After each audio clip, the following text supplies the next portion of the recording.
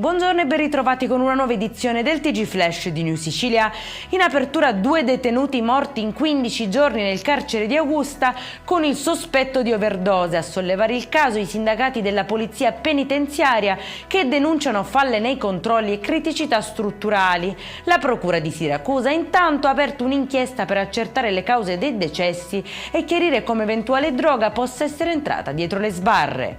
Violenza tra le mura domestiche a Baucina nel Palermitano, dove un cinquantenne avrebbe schiaffeggiato la moglie e colpito alla testa con una bottiglia di vetro il figlio minorenne, intervenuto per difenderla. L'uomo è stato arrestato e per lui è stato disposto il divieto di avvicinamento con braccialetto elettronico.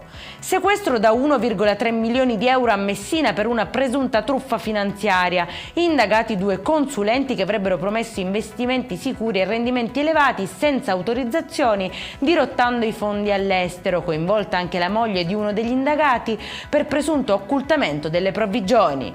11 condanne nel processo H2O per furti d'acqua a Gela. Accertato una rete di allacci abusivi che sottraeva acqua potabile al servizio pubblico per alimentare aziende agricole.